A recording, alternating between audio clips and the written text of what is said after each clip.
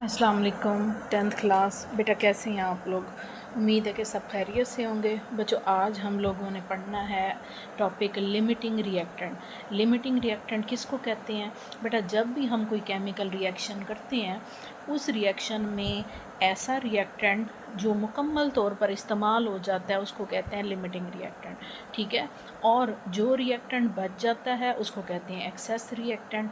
ठीक है, या एक्सेसिव रिएक्टेंट। इसको समझने के लिए बेटा मैं आपको पहले थोड़ा सा एक जो है ना एग्जाम्पल करवाती हूँ, फिर आपको इसकी ना अच्छी तरीके से समझ आएगी। बेटा, मिसाल के तौर पर अब हमारे पास जो है H2 प्लस I2, ये क्या है? ये हाइड्रोजन है, ये आयोडाइड है।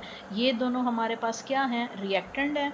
इन दोनों के मिलने से हमारे पास एक प्रोडक्ट बनता है, वो है हाइड्रोजन आयोडाइड। अब आपने गौर से समझना है बेटा, ये साइड जो है ये हमारी होती है रिएक्टेंट साइड। ठीक है, क्या होती है ये? इसको कहते हैं रिएक्टेंट साइड। और ये साइड जो होती है ये होती है हमारी प्रोडक्ट साइड। ठीक है। अब आप ये देखें, रिएक्टेंट में इन दोनों ने रिएक्ट करके हमें क्या दिया? प्रोडक्ट।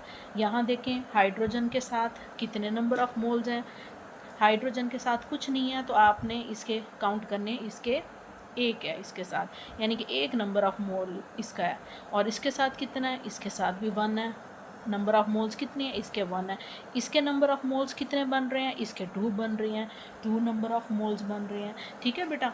लेकिन जब हम प्रैक्टिकल परफॉर्म करते हैं तो हमेशा हम ये जो कैलकुलेटेड अमाउंट होती है, जैसे हमने ये मैंने आपको दिखाई है स्टिशियोमेट्रिक अमाउंट, हम रेशो हम ये यूज़ नहीं कर पाते। ठीक है ना। कभी कोई चीज़ हम कम कर लेते हैं, कभी ज़्यादा कर लेते हैं। ठीक है, उसकी वजह क्या है?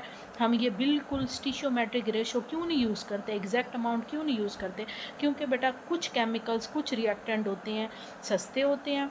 ठीक है, कुछ बहुत महंगे होते हैं। अब मिसाल के तौर पर जैसे हाइड्रोजन है, हाइड्रोजन आपके पास बहुत सस्ता है, जबकि जो आयोडाइड है ये आपके पास जो है बहुत एक्सपेंसिव, महंगा केमिकल है। तो हम क्या करते हैं, हम इस हाइड्रोजन जो है उसको ज़्यादा इस्तेमाल करते हैं। ठीक है ना, ये सस्ता है। और आयोडाइड जो है वो हम कम इस्तेमाल करते हैं, ताकि हमारे पास जो है हाइड्रोजन आयोडाइड बन जाए। अब क्या होता है, जब हम इसको ज़्यादा इस्तेमाल करेंगे और इसको कम क्वांटिटी में इस्तेमाल करेंगे, तो हमारे पास जो प्रोडक्ट होगा उसमें आयोडाइड जल्दी से कंज्यूम होके वो क्या बना देगा? Hydrogen iodide. जबकि जो हाइड्रोजन है वो आपको प्रोडक्ट में मिल जाएगा। ठीक है, जो इसकी अमाउंट बच जाए, क्योंकि हमने इसको एक्सेसिव क्वांटिटी में यूज़ किया ना, बहुत ज़्यादा यूज़ किया है, तो ये क्या होगा? ये प्रोडक्ट के साथ आपको यहाँ बच जाएगा। अब इसका फ़ायदा क्या हुआ है कि हाइड्रोजन आयोडीन जो है, आयोडाइड जो है वो ज़ाया होने से बच जाता है। क्योंकि हमने जितना भी इसको थोड़ा सा इस्तेमाल किया वो सारा का सारा उसने हमें प्रोडक्ट बना दिया। जबकि जो हाइड्रोजन है वो ज़्यादा हमने इस्तेमाल किया, वो हमारे पास प्रोडक्ट में हमारे पास बच गया। ठीक है। अब देखें, ऐसा रिएक्टेंट जो मुकम्मल तौर पर इस्तेमाल हो जाए। ठीक है, अब इन दोनों में से कौन सा मुकम्मल तौर पर इस्तेमाल हो गया है? आयोडाइड। ठीक है, ये ऐसा रिएक्टेंट है जो मुकम्मल तौर पर इस्तेमाल हो गया, इसको कहेंगे लिमिटिंग रिएक्टेंट। और ऐसा रिएक्टेंट जो प्रोडक्ट में हमारे पास बच जाता है उसको कहते हैं एक्सेसिव रिएक्टेंट। ठीक है बेटा, अब हम थोड़ा सा पढ़ लेते हैं। ये देखें, लिमिटिंग रिएक्टेंट किसको कहते हैं? लिमिटिंग रिएक्टेंट का मतलब है अ केमिकल रिएक्शन, जैसे मैंने आपको दिखाया कि ये क्या है, एक केमिकल रिएक्शन है। ठीक है ना। इस केमिकल रिएक्शन में क्या होता है, reactant are not always mixed according to the stoichiometric ratios. वो कहते हैं जो रिएक्टेंट होते हैं वो हमेशा स्टिशियोमेट्रिक रेशो के मुताबिक मिक्स नहीं होते। ठीक है, स्टिशियोमेट्रिक रेशो क्या होती है? यही स्टिशियोमेट्रिक रेशो है। ठीक है, कि हमें 1 मोल ये चाहिए, 1 मोल ये चाहिए। वो कहते हैं अगर ये स्टिशियोमेट्रिक रेशो के मुताबिक वो मिक्स नहीं होते, as shown in the balance chemical equation, जैसा कि केमिकल इक्वेशन में हम बैलेंस केमिकल इक्वेशन में लिखते हैं। अब क्या होता है, most often in experimental work, experimental work में अक्सर औकात क्या होता है, 1 और more reactant is are use in large excess, के एक रिएक्टेंट भी हम यूज़ कर सकते हैं, जैसे मैंने हाइड्रोजन को यूज़ किया है, या एक से ज़्यादा रिएक्टेंट भी हम यूज़ कर सकते हैं। ठीक है ना, लार्ज अमाउंट में, एक्सेस क्वांटिटी में। तो क्या होता है, this is done deliberately to ensure that the other expensive reactant is use completely.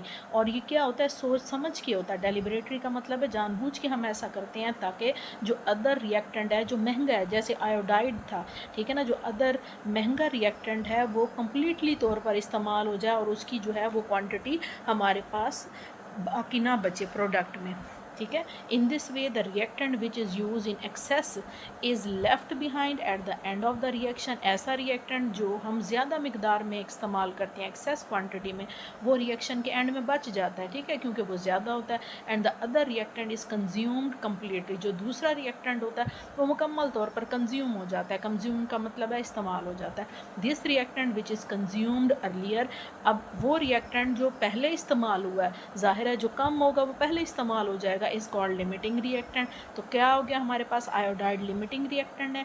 In fact it is the limiting reactant which controls the amount of product form in a chemical reaction.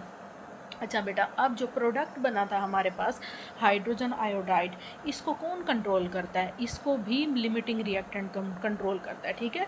जो product हम बनाते हैं इसको जो है वो limiting reactant control करेगा कि ये प्रोडक्ट कितना बनेगा, कैसे बनेगा, इसको लिमिटिंग रिएक्टेंट कंट्रोल करेगा। फिर उसके बाद देखें how to identify a limiting reactant. अब आप आइडेंटिफाई कैसे करेंगे कि जो रिएक्टेंट है इनमें से ये वाला लिमिटिंग रिएक्टेंट है।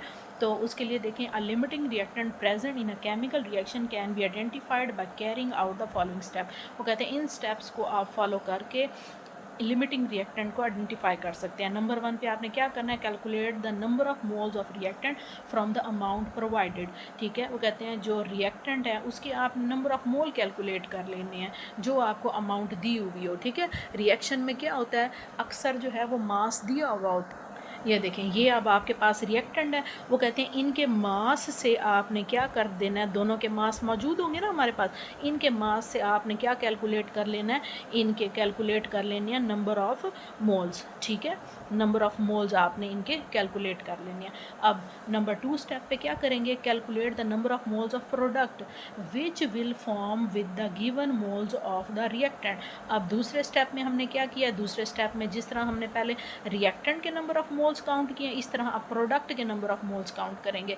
और प्रोडक्ट के मोल्स कैसे काउंट करेंगे, इनके मोल्स को कंपेयर करके, ठीक है ना। जब भी हम प्रोडक्ट के काउंट करते हैं तो हम इनके मासेस को, इनके नंबर ऑफ़ मोल्स को कंपेयर करके बताते हैं कि ये 1 मोल है और ये भी 1 मोल है, तो ये 2 मोल बन रहे हैं, ठीक है ना। इसके साथ कंपेयर करके बनाते हैं। नंबर ऑफ़ मोल्स का फार्मूला आपको पता होगा। नंबर ऑफ़ मोल्स का क्या फार्मूला है, नंबर ऑफ़ मोल्स कहते हैं मास, ठीक है, मास, मॉलिक्यूलर मास जो होगा और डिवाइडेड बाय आपके पास मोलर मास हो जाएगा, ठीक है ना। वो आपने इसका इससे कैलकुलेट कर लेने हैं दोनों के। फिर लास्ट स्टेप में कहेंगे identify the reactant which gives the least amount of product. आपने देखना है कि रिएक्टेंट में से कौन सा ऐसा रिएक्टेंट है जो प्रोडक्ट कम अमाउंट में बना रहा है, ठीक है। This reactant will be the limiting reactant. वो क्या कर देगा, वो आपके पास लिमिटिंग रिएक्टेंट होगा, ठीक है। अब मिसाल के तौर पर हमने ये रिएक्शन लिखा है, फॉर एग्जांपल हाइड्रोजन यहाँ 1 मोल है, यहाँ मैं एग्जांपल दे रही हूँ आपको कि ये क्या करेगा, यहाँ हाइड्रोजन के 2 बन रहे हैं, ठीक है। फिर उसके बाद आयोडाइड भी यहाँ 1 है, यहाँ आयोडाइड यहाँ भी 1 बना रहा है। तो आप देखें किसके लिमिटिंग जो है रिएक्टेंट है, कौन कम जो है वो प्रोडक्ट बना रहा है। इन दोनों में से देखें हाइड्रोजन 1 मोल है, यहाँ ये 2 बना रहा है, जबकि आयोडाइड जो है वो 1 है और यहाँ वो 1 ही बना रहा है। तो ये क्या है, आयोडाइड आपके पास लिमिटिंग रिएक्टेंट है क्योंकि इसने क्या किया है, कम नंबर ऑफ़ मोल्स बनाए हैं, ठीक है बेटा। तो ये आज आपका लेक्चर था लिमिटिंग रिएक्टेंट पर। उम्मीद है कि आपको पसंद आया होगा। वीडियो पसंद आई है तो उसको लाइक करें, चैनल को सब्सक्राइब करें और दोस्तों के साथ शेयर करें। नेक्स्ट वीडियो तक के लिए मुझे इजाज़त दें। अल्लाह हाफ़िज़।